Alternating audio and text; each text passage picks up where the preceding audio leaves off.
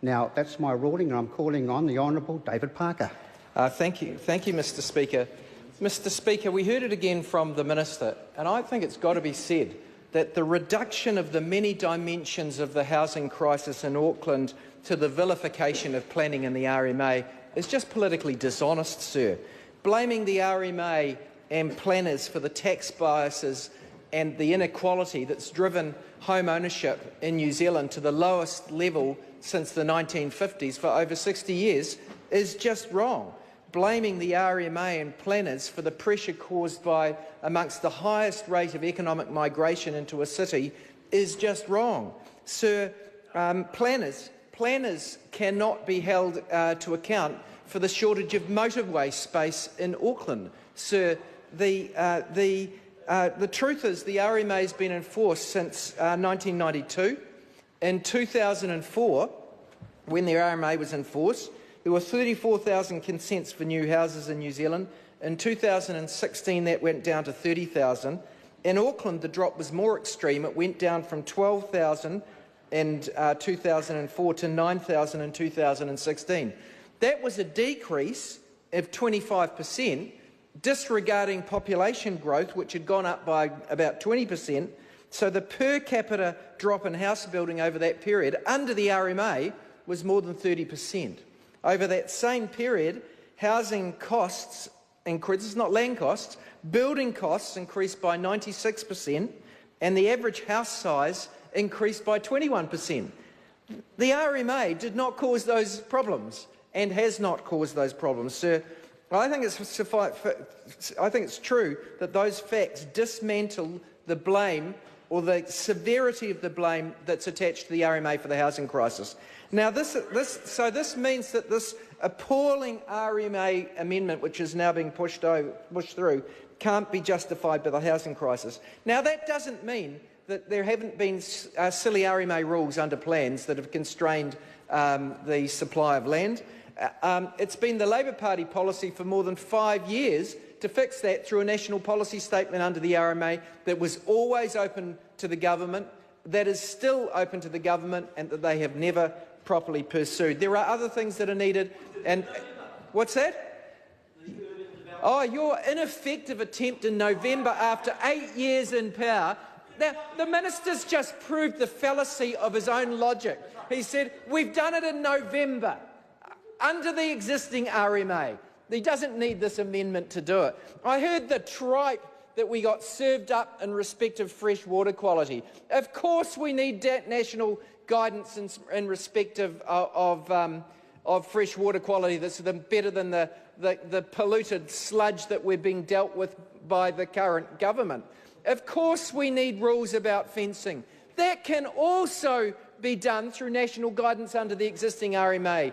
And if there was a problem with the detail of that, why didn't the minister fix that in the last 8 years? And if that was all this bill was doing, we'd have no objection to it. But there are so many other terrible parts to this bill, which is why if this bill passes through 2 votes from the Maori Party, pushing it over the line by 1 vote, then it will be because this is just such an appalling piece of legislation following a terrible process where the select committee process has been abused, where the normal rules of parliament have been taken advantage of, pushing this bill through as one part without a decent committee debate, and then trying to get it through tonight so that the political embarrassment to the National Party and the Maori Party is minimised. I want to, sir, deal with a little one of the issues relating to the Maori Party. The Maori Party said that they opposed the National Party having the right to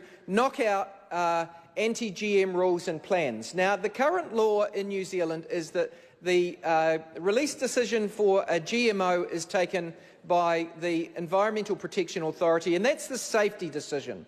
We say the clinical decision for medical uses of GMO should be for clinicians, not councils, but the existing law does allow and should continue to allow economic decisions to be taken by local councils, such as in the Hawke's Bay, who say that they don't, for economic reasons, which can be challenged by anyone in their plan processes, including through appeals to the Environment Court, they say they shouldn't have, they don't want GM crops in their area for the next GM plants in their area for the next 10 years.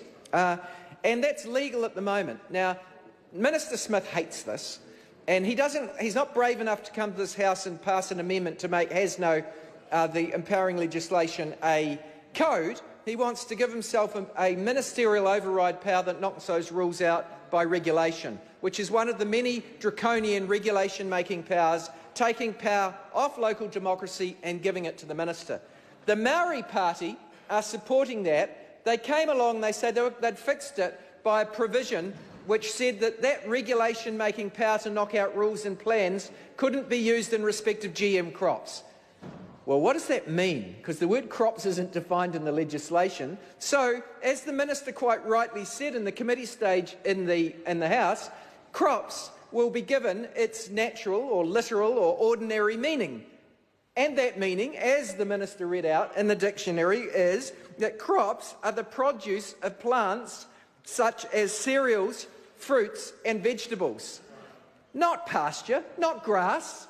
And so the Maori Party is now running around trying to tell everyone, well, it includes grass, it includes trees, and then they show the fallacy of their own logic by saying, look at the Forest Registration Act, crops include trees. Well, in that act, there's a definition that says for the purpose of that act, a crop includes a tree. It actually goes the opposite way. The fact that there's no such definition here goes to the point that in this legislation, crop just means crops, as the dictionaries say, the produce of plants like cereals, fruit and vegetables, not trees, not grasses.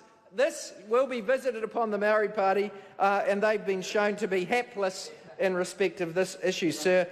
Some other problems with this, you know, you can go too far with this. The issue of property rights and the balance between that and controls and plans is a very valid one. The Productivity Commission report that came out last week, which actually backs essentially what Labor Party and actually the ACT Party are saying in respect of urban development issues. You need urban development agencies, you need a decent national policy statement, you need to get rid of the urban boundary and replace it with decent rules around infrastructure and financing. Very close to what the Greens are saying too, because we're all logical in our economics, and the New Zealand First Party. Well, we are. It's the Luddites in the National Party. It's the Luddites in the National Party who've got this completely wrong. Anyway, sir, the Productivity Commission, they're not actually saying that what's being done here is necessary. They're not saying we should. They're not saying that we should do away with the rights of people to have a say in respect of a subdivisional application. You know, the opponents to that included not just people who thought that they should have a say if they're close to a subdivision. It included the airports and the quarries who say that if they don't have a say in a subdivision close to them, then there'll be reverse sensitivity concerns into the future. 10 years' time, someone will say, oh, we've got a house here now, we shouldn't have an airport, it's too noisy or dusty, have a quarry, please shut down. That sort of nonsensical outcome and future costs from the planning system is caused by this. They also say that not having appeal rights, and these are developers saying this, in respect of a subdivisional application, is nonsense, because you're encouraging councils to impose excessive or stupid conditions and not letting anyone have a remedy. So is that going to drive down the cost of housing, or is it going to increase the complexity of council conditions? Use your common sense, the Honourable Nick Smith, because we know the answer is going to make things worse. There are lots of other problems. The problems in respect of the Reserves Act, I don't have time to go through. There are some good provisions in here in respect of the Public Works Act. Even some of the provisions around national guidance, I don't quite like the way they've done them, but we could have gone along with them if it wasn't for the glaring problems that there are in other parts of this, sir. Sir, this does include various routes for draconial ministerial powers to override local democracy. You know, none of us think, we all agree there should be standard templates and rules, standard templates and definitions, but when you draft those powers so widely that they go to the substance of conditions, you're going too far, and that's what they've done here. It's what the National Party often does. They actually don't believe in local democracy. They always think they're right and everyone else is wrong. So you can't delegate these things to council and then give these powers to the minister. It's just wrong. Sir, the many other faults in this bill have only been touched on superficially in the committee stage debate. because the way in which that was run, there is a need to change standing orders so that bills return to multi-parts if they're complex, dealing with lots of things, because otherwise, these issues do not get properly debated, and there are. The member's time has expired. Mr. Speaker. I call Scott Simpson. Thank you, Mr. Speaker.